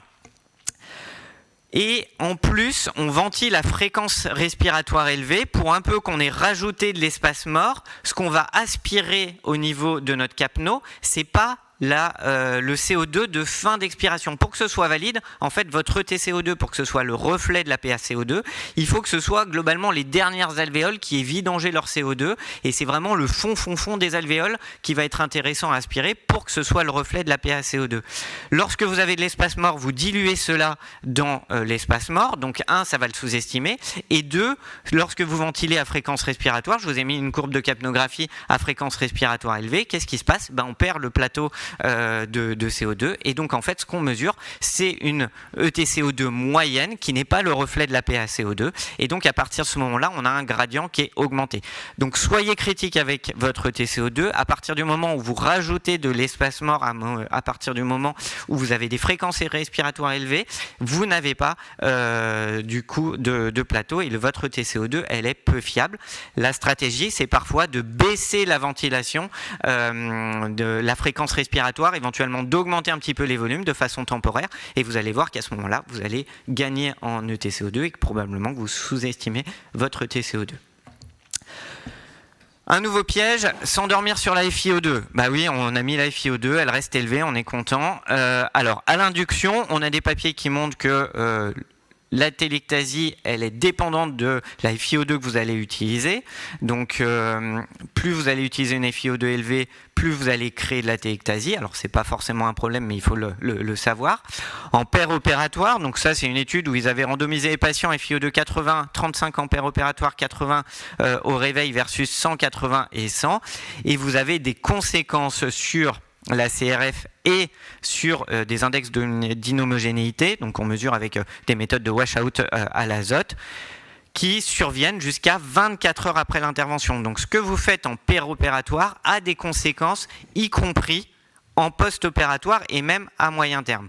Et vous savez que plus l'enfant est petit, plus il y a une toxicité de l'oxygène, ça a été bien démontré en néonatologie, et je vous invite à lire cette étude qui est de la réanimation pédiatrique publiée dans le JAMA, dans le Lancet, où ils ont randomisé les patients donc, qui ont une FiO2 supérieure à 21% pour être soit dans un groupe supérieur à 94%, soit dans un groupe 88-92%. Donc tous les patients de réanimation pédiatrique. Et en fait, dans cette étude qui a inclus plus de 2000 patients, ils montrent que dans le groupe conservateur, donc 88-92, en fait, il y a une réduction des défaillances d'organes, du nombre de jours avec défaillance d'organes. Et la conclusion, c'est que pour 200 patients qui sont mis dans le groupe conservatif versus libéral, on évite un décès et ça fait 450 000 € d'économie parce qu'ils sortent plutôt de réanimation. Donc on a maintenant des données pas forcément en anesthésie pédiatrique, mais en réanimation chez le patient prématuré pour dire que l'oxygène, c'est un médicament et que le surdosage d'oxygène, finalement, est aussi mauvais que le sous-dosage d'oxygène. Un autre piège, ne pas calculer le poids idéal. Je vous présente Shahad, 6 mois, 17 kilos, 8 mois, pardon, 17 kilos, le bébé le plus gros du monde. On a une prévalence de l'obésité qui est croissante maintenant en anesthésie pédiatrique. Il y a un papier qui a été repris dans les recommandations sur la détresse respiratoire aiguë de l'enfant, où ils ont regardé les volumes pulmonaires chez les enfants en fonction de leur poids. Ce qui ressort de cette étude et ce qui va ressortir des recommandations sur l'ARDS pédiatrique, c'est que les enfants obèses ont des poumons qui reflètent leur poids idéal et les enfants de petits gabarits ont des poumons qui reflètent leur poids réel. Donc vous calculez les deux poids et vous prenez le plus petit des deux poids pour calculer votre volume courant. Et ça, c'est important de le faire, et notamment sur les tout-petits, où maintenant on a des respirateurs qui, quand vous rentrez la taille, vous proposent un poids, mais encore faut-il avoir la taille en consultation d'anesthésie. Dernier point, ne négligez pas le périopératoire. Alors c'est une étude de néonat, mais je pense qu'on pourrait faire exactement la même en pédiatrie sur des enfants plus grands. En fait, ils ont regardé les volumes qui étaient générés lorsque on transportait les patients soit vers la néonate, soit vers la salle de réveil. C'est des volumes courants en milliers de kilos. Heureusement, ils ont une sonde sans ballonnet. Il y a des fuites partout, mais vous voyez que ça monte quand même à 30 millilitres par kilo. Donc c'est bien de tout faire en périopératoire, d'avoir utilisé la PEP, de gérer sa FiO2. Si c'est après pour les mettre sur un ambu à 100% de FiO2, les ventiler avec 10, 15, 20 ml par kilo, parce que c'est ce qu'on fait à l'ambu, notamment quand l'enfant désature un peu, qu'on est un peu stressé, et ça sert à rien. Ça va vraiment du début jusqu'à la fin de l'anesthésie. Donc en conclusion, les pièges, c'est oublier la PEP, sous-estimer l'espace mort, faire confiance à son ETCO2, s'endormir sur la FiO2, ne pas calculer le poids idéal, et puis négliger le périopératoire. Je vous remercie pour votre attention. Merci beaucoup. Quelques questions pour Florent? Vous n'avez pas de questions? simple. Ouais, Nadia. Qui met de la PEP en systématique? Okay. Qui la met dès l'induction? Normalement, vous devez maintenir votre bras levé. Et quand vous la mettez, qui la met à plus de 5 d'emblée? Alors, supérieur ou égal à 5. Qui met la PEP qui est par défaut sur son respirateur? C'est-à-dire 3. Ok. Nadia. Oui, bonjour, merci pour cette présentation là qui était très intéressante. La plupart des données quand même sur la toxicité de l'oxygène, elles viennent de la réanimation sur des patients qui sont ventilés, et en particulier les prématurés. Et donc effectivement, l'hyperoxie, il n'y a plus beaucoup de gens qui ventilent pour avoir 100% de saturation en péropératoire, mais est-ce que 88%, c'est pas une grosse marge quand on est en péropératoire, on n'est pas hyper confortable des fois à travailler avec 88% de saturation. Et vos messages, alors, c'est vrai que c'est bien présenté, donc ça passe très bien. Il y a beaucoup de gens qui essayent qui craignent l'hyperoxie, mais il y a quand même cette marge qui rend l'anesthésie pas toujours confortable quand on est en pérop sur des patients un peu fragiles. Bien sûr. Alors, peut-être que le message est mal passé. J'ai pas dit qu'il fallait les mettre à 88, 92. Hein. Voilà, c'est ce qui est fait en réanimation et je pense pas qu'il faille en anesthésie aller là-dessus. Ça, c'est une certitude. Le message, c'est surtout de dire attention parce que lorsque on utilise une FiO2, à un moment, par exemple, sur une préoxygénation, on sait qu'on va avoir un acte derrière où va y avoir une désaturation et donc là, on s'achète du temps et des neurones du patient en faisant une préoxygénation qui va saturer la CRF en oxygène pour un événement qui va survenir derrière. Là où l'oxygène devient finalement un peu toxique, c'est quand on le met de façon continue, de façon préventive, parce qu'on entend encore régulièrement de dire « Ah bah oui, je vais régler une FiO2 en péropératoire à 30% ou 35%. » Ça n'a pas d'intérêt si vous vous attendez pas à ce qu'il y ait un épisode. La seule chose que ça va favoriser, c'est que ça va favoriser du shunt. Donc votre patient va désaturer plus vite parce qu'il a fait de la téectasie. Donc c'est pour ça que je pense que se fixer sur des objectifs de saturation, au-dessus de 94%, c'est très bien. C'est juste que se mettre une FiO2 élevée en péropératoire à 40-50% de FiO2 juste pour s'acheter entre guillemets de la sécurité, c'est pour moi en fait quelque chose qui ne sert à rien et qui à la limite, le moment où il va désaturer va être compliqué parce qu'il aura fait plus d'atéectasie.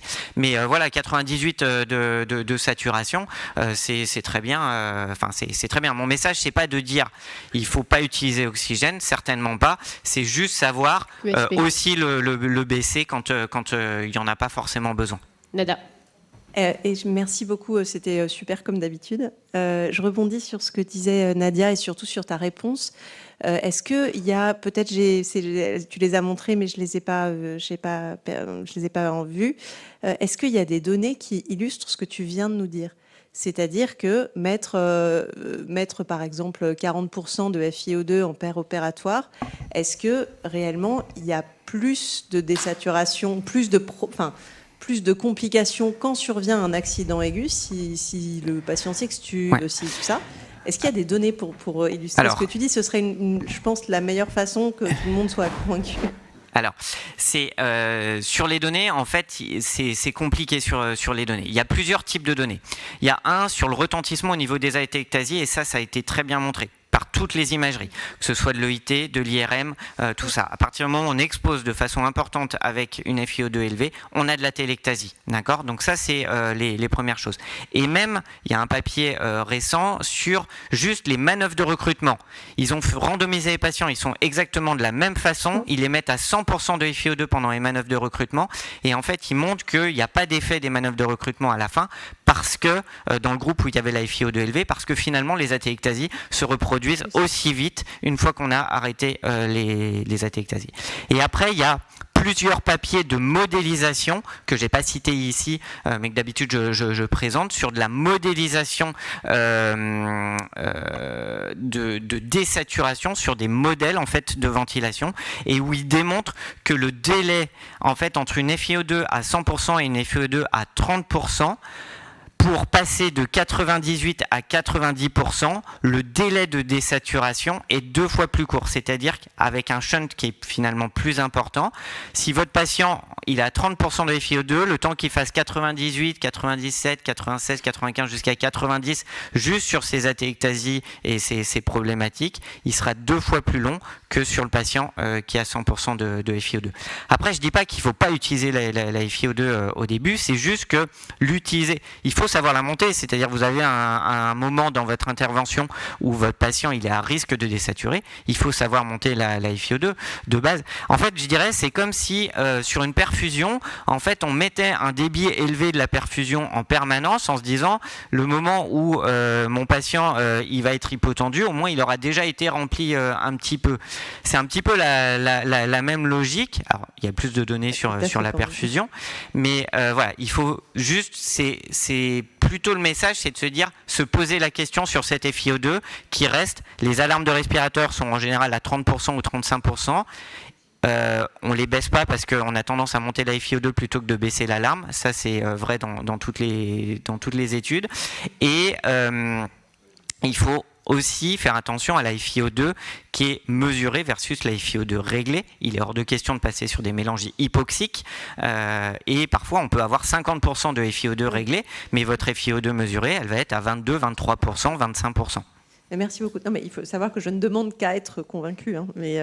Mais du coup, ce qu'on attend, c'est une étude randomisée avec un groupe comme ci, un groupe comme ça, et suffisamment de patients pour montrer une différence en termes d'outcome. Chose qu'on n'a pas pour le moment, c'est ça? Oui, je crois que moi je vais dans le sens de Nada parce que on est quand même dans le bénéfice-risque. Et quand on fait de l'anesthésie du tout petit, j'entends, on a besoin d'un minimum de temps en cas de problème aigu. Et des problèmes aigus, il y en a, des désaturations, il y en a. Donc, comme Nadia disait, je pense qu'effectivement, 98%, c'est un endpoint qui est plutôt favorable, alors qu'on l'obtienne avec 30%. Disons que 98% de SAT avec le minimum de FiO2 qui nous permettent d'obtenir cette SAT serait quand même optimal, parce qu'au moins on a un peu de temps pour réagir quand la sonde bouge, quand elle devient sélective, quand elle est coudée, quand ceci, quand cela. Et on sait que quand on fait de la néonate ou du tout petit, c'est fréquent, et il faut absolument quand même avoir cette capacité de réserve en termes d'événements per-op, quoi, je dirais. Mais ça, je suis tout à fait d'accord. Et un objectif de saturation élevé est un objectif en soi. En fait, très souvent, les patients, ils ont 100% de FiO2. On a une FiO2 qui est élevée et c'est là où on la rebaisse pas. 98%, pour moi, c'est très bien. Et justement, ça nous laisse suffisamment de réserve. Et surtout, ça nous alerte dès qu'il se passe quelque chose. C'est ça aussi, c'est de se dire, au moment où mon patient il va passer de 98 à 95 ou 96 de SAT, là, j'ai de la marge de manœuvre, je peux monter ma FiO2, je peux réfléchir et au moins, ça alerte un petit peu les choses. Mais je suis tout à fait d'accord. Et surtout, les papiers de la réanimation, voilà, le message, c'est pas du tout d'utiliser ces objectifs de saturation. Ça, on est bien clair. C'était juste pour illustrer le fait que l'exposition à de l'oxygène élevé pouvait avoir des conséquences. Mais en aucun cas, je recommanderais ces seuils-là pour l'anesthésie pédiatrique. Il y a un point aussi que tu as souligné qui est, je pense, très important. C'est quel que soit le temps où la trachée est intubée, il faut contrôler la ventilation. C'est-à-dire les transferts, le réveil. Je pense que c'est instrumentaliser tout le temps. Enfin, faire une ventilation mécanique, oublier la manuelle parce que ça ne va pas durer longtemps. Ça, c'est des choses qu'il faut probablement changer nos pratiques.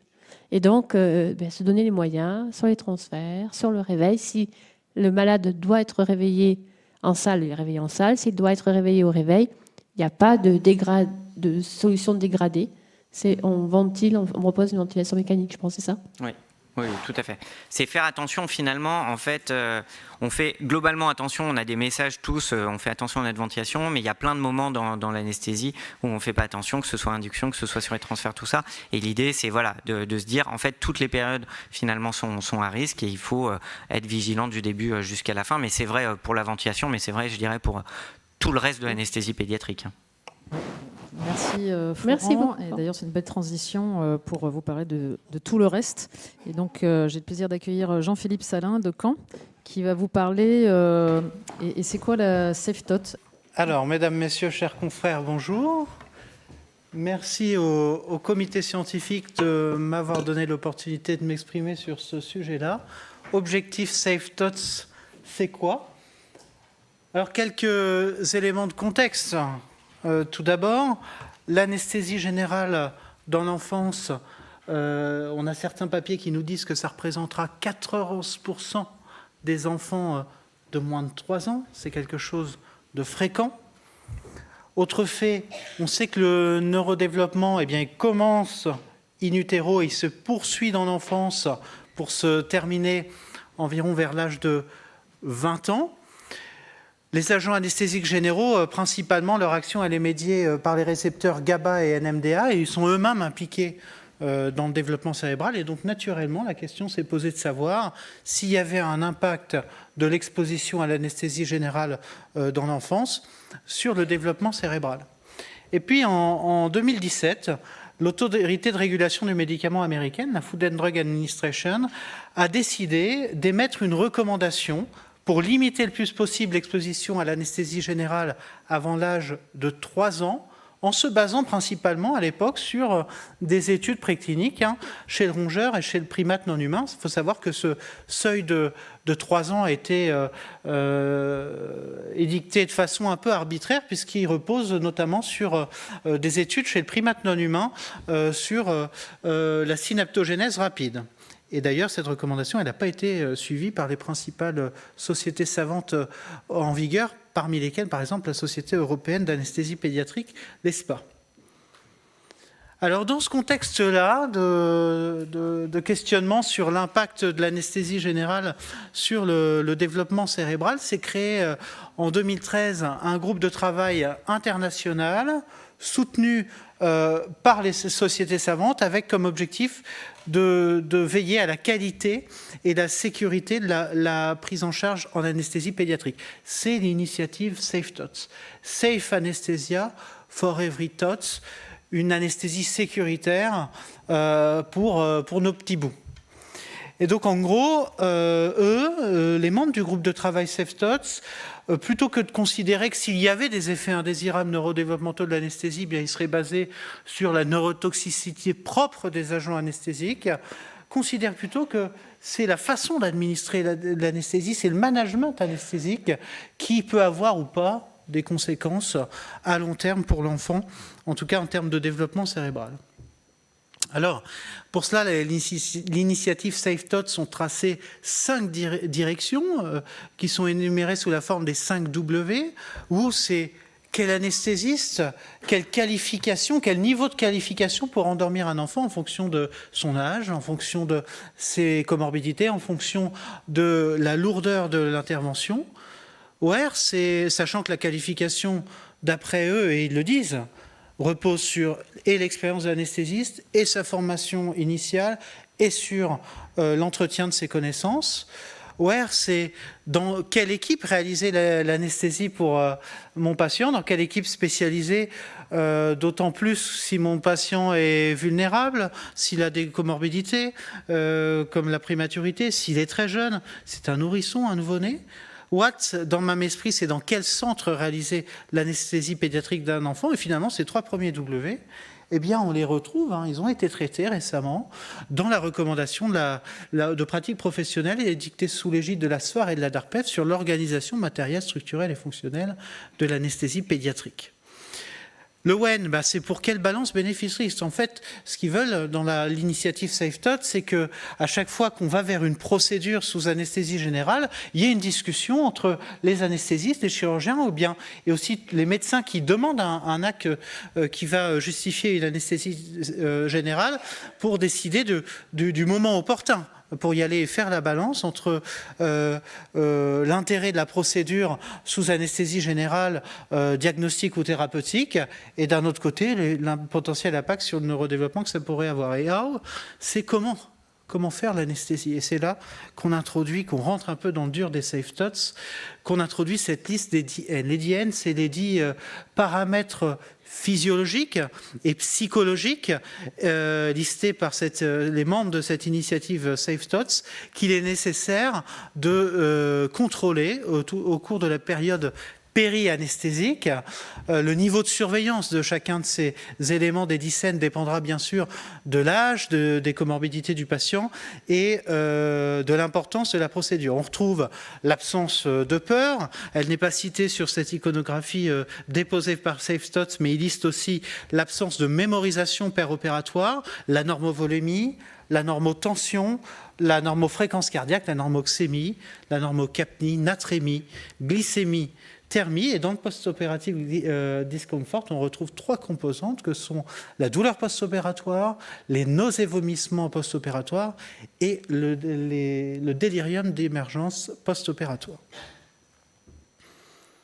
Alors, ça donne quoi des SafeSTOTS non contrôlés? Ça donne quoi quand ces éléments sont non balancés?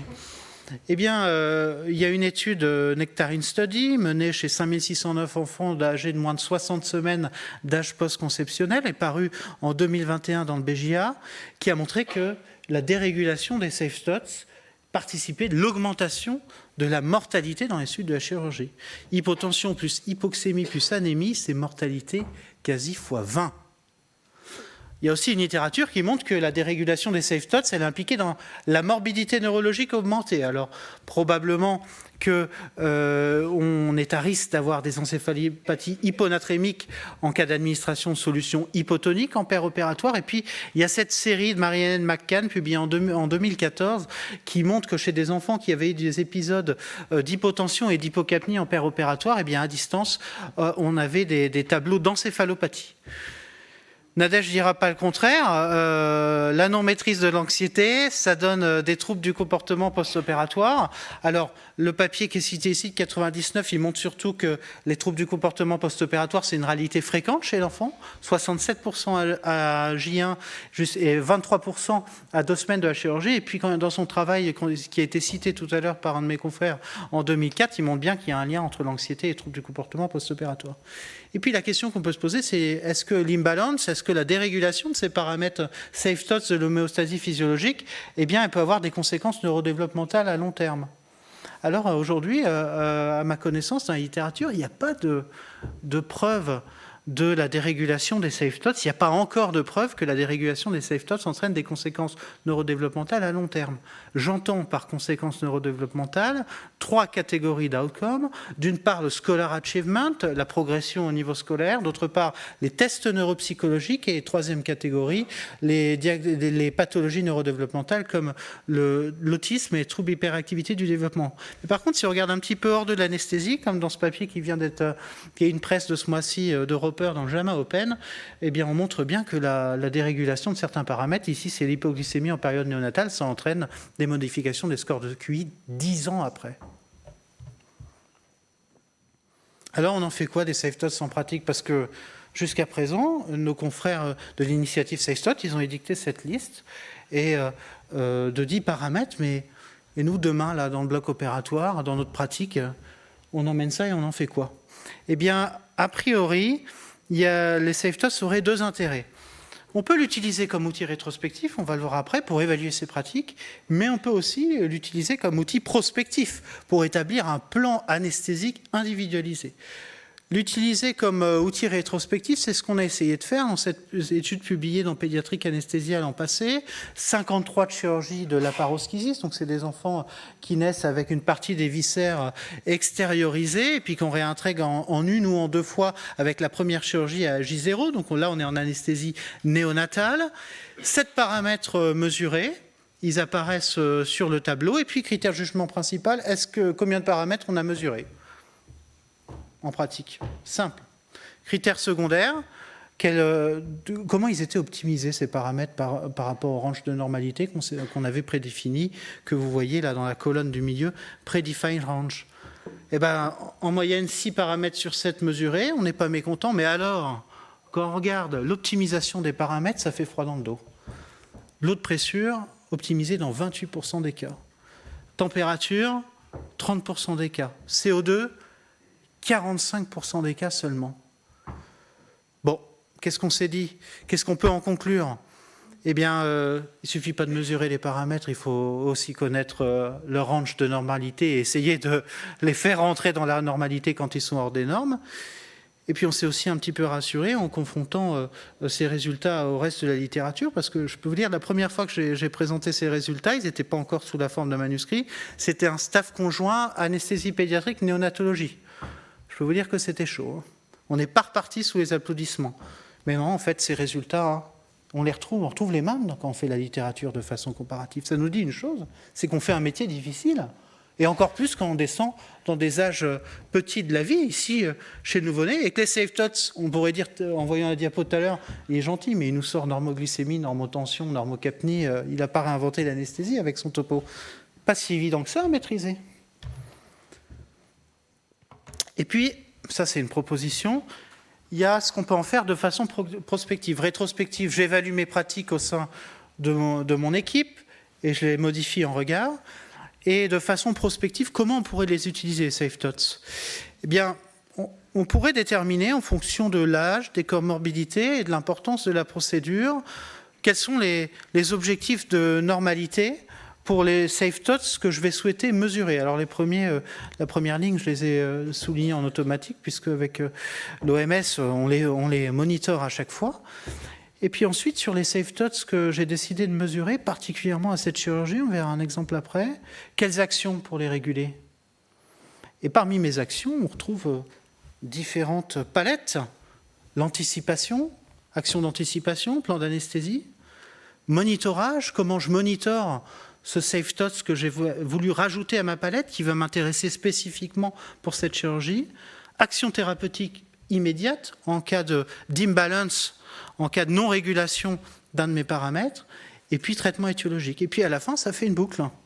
Ce paramètre est-il normalisé par mes actions? Ça paraît simple comme ça paraît rudimentaire, mais c'est le cœur de notre métier. Et probablement que si on se prend au jeu des safe tots, on peut s'amuser comme ça. Alors là, j'ai pris le cas classique d'une chirurgie de scoliose idiopathique chez une enfant de 12 ans ASA2. Quel objectif de normalité? Bon, ça choque personne qu'on embarque tous les objectifs pour vouloir les contrôler pour cette chirurgie. Et puis... et puis ça bug. Probablement que tous ces safe tots, ça a perturbé le moniteur. Et on peut se fixer des objectifs de normalité. Et puis si on prend un exemple, puisqu'on ne va pas tous les faire, on peut prendre... Alors, excusez-moi, en parlant d'objectifs de normalité, on avait fait un travail que je vous confie ici, c'est la publication dans Auréa avec Mathilde de Queiroz et Gilles Orliaguet. On avait essayé de lister toute la liste des safe tots et puis de donner les objectifs de normalité en face en fonction des catégories d'âge. Alors on avait exclu la néonatologie. Et puis si on vient un petit peu à notre algorithme, là, pour exemple, simplement, qu'est-ce que je vais faire pour essayer de contrôler ma volémie? Là, j'ai pris la volémie en exemple, mais ça peut être décliné pour tous les paramètres safe tots. Je peux faire en anticipation de l'hypovolémie, d'administration de mes solutés balancées isosmolaires. Je peux mettre des éléments de monitorage, pression artérielle invasive. Je vais pouvoir monitorer du coup mes gaz du sang. Je vais pouvoir faire, si je souhaite... Ça, c'est un travail qui se fait au sein de chaque équipe, en fait. Je vais pouvoir décider, si je le souhaite, de faire des bilans entrée-sortie, comme action thérapeutique immédiate, remplir, et puis peut-être transfuser, puis si c'est vraiment l'origine de l'hypovolémie, un saignement, et puis après, est-ce que ce paramètre, il est normalisé par mes actions? Et puis si on réplique ça sur l'ensemble de l'anesthésie de façon rigoureuse, on est à même d'établir un plan d'anesthésie pour réguler au mieux possible nos safe tots. Alors la question du début de l'exposé, c'est objectif safe tots, c'est quoi? Eh bien, c'est une initiative qui a été créée en 2013 par un groupe de travail international pour promouvoir la qualité et la sécurité de l'anesthésie pédiatrique à l'heure de la controverse. Alors même si la littérature elle est plutôt rassurante, de haut niveau de preuve sur les effets indésirables neurodéveloppementaux de l'anesthésie générale, c'est un outil pour évaluer ces pratiques de façon rétrospective, c'est ce que je vous ai montré avec la chirurgie de la paroschisis, mais c'est aussi le moyen d'établir de façon prospective des plans anesthésiques individualisés, et cet échange qu'on a pour remplir ce petit algorithme, c'est quoi? C'est la base d'une discussion d'enseignement, par exemple. Merci à vous. On aura le plaisir de se revoir vendredi. Et n'oubliez pas aussi la DARPEF les 24 et 25 mai prochains à Marseille. Merci beaucoup Jean-Philippe pour ce beau topo, et je pense que tout le monde j'espère, est persuadé d'évaluer nos pratiques et surtout d'avoir pour ces objectifs, ces safe thoughts, finalement pour tout le monde, parce que c'est vrai que tu as parlé de néonat, hein, c'est les premières alertes qu'on a eues, mais je pense qu'il faut appliquer ces objectifs à tout le monde, tu es bien d'accord, et quel que soit finalement le type de chirurgie. Oui. Est-ce que vous avez des questions dans la salle? Des remarques? Est-ce que vous avez tous ces objectifs en tête, Olivier?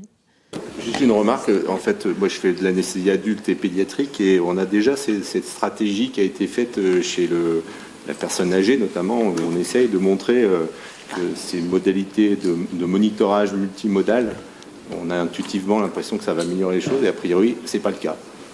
Voilà. Pour l'instant, sauf erreur de ma part, il n'y a pas d'objectivation d'une amélioration sur des indicateurs importants chez la personne âgée. Donc, pas s'empêcher de faire le parallèle. Alors, c'est peut-être pas les mêmes fragilités, les mêmes enjeux neurologiques notamment. Mais... Moi, j'aurais tendance à dire que on perd rien à monitorer et on perd rien à mettre en place des démarches pour essayer d'augmenter la qualité de notre anesthésie. Finalement, la question, là, par exemple, des effets indésirables neurodéveloppementaux de l'anesthésie, il y a une littérature plutôt rassurante, mais elle est toujours en train de continuer, cette littérature, de progresser, est toujours sujette à controverse. Mais déjà, le fait de se poser la question de savoir s'il y a un impact neurodéveloppemental de nos pratiques, ça nous fait, à mon avis, augmenter la qualité de surveillance de notre anesthésie.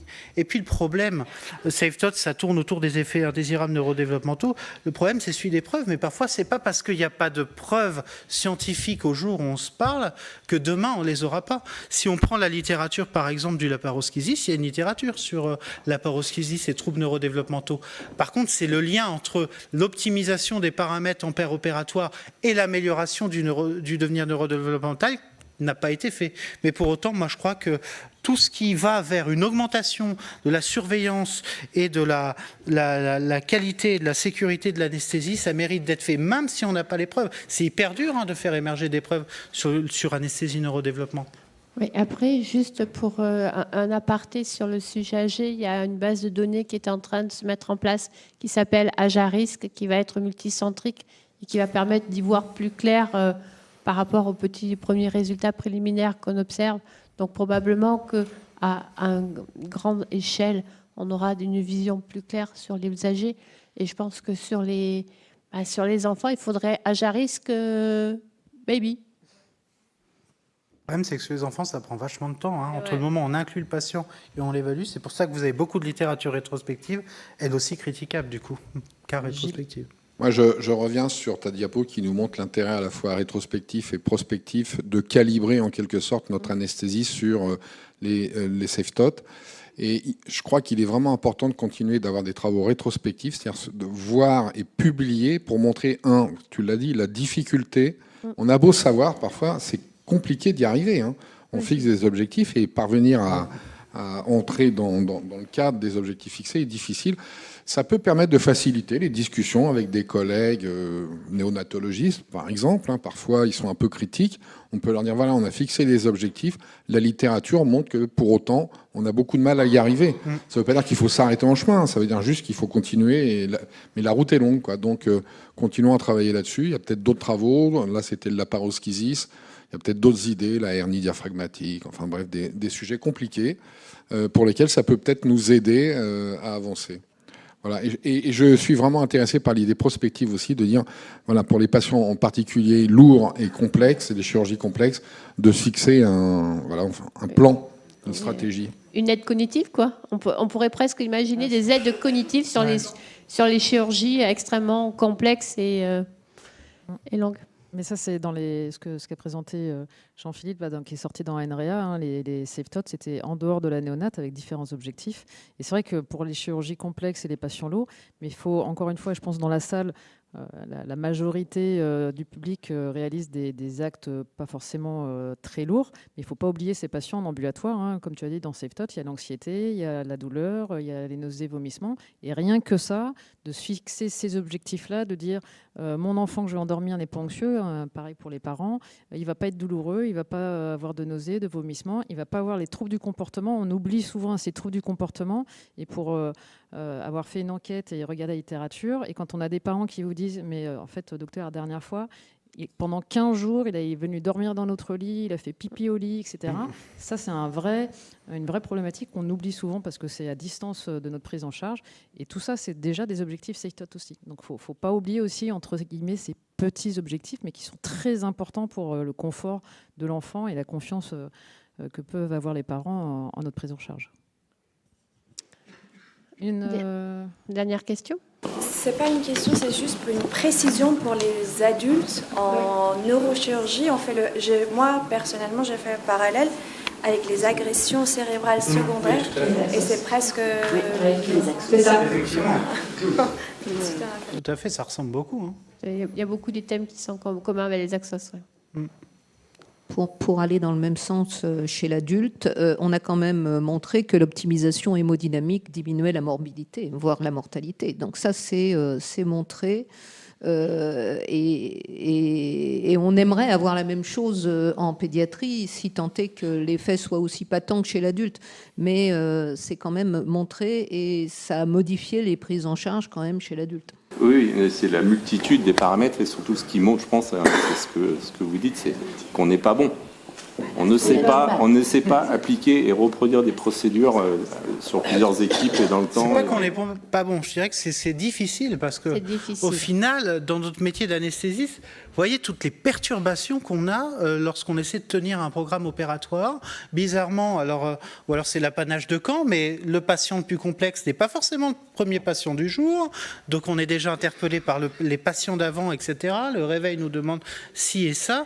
Donc c'est que c'est extrêmement rigoureux et complexe de mener une anesthésie la plus qualitative possible. Moi, ce que j'aime dans l'initiative SafeTOT, c'est que ça nous met en avant à quel point notre métier est beau, à quel point il est précis, à quel point c'est exigeant.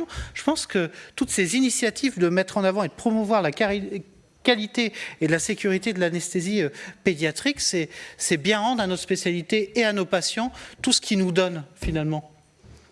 C'est un beau métier. Hein. Donc, je crois que vous l'avez vu, il est motivé et passionné. Et donc, c'est un beau challenge. Merci beaucoup. Merci. Dans les objectifs SafeStop, il y a le confort aussi de l'anesthésie. Donc, je vous invite à aller vous sustenter à la pause. Et on reprend à 13h45. 13h45. Merci, bon appétit.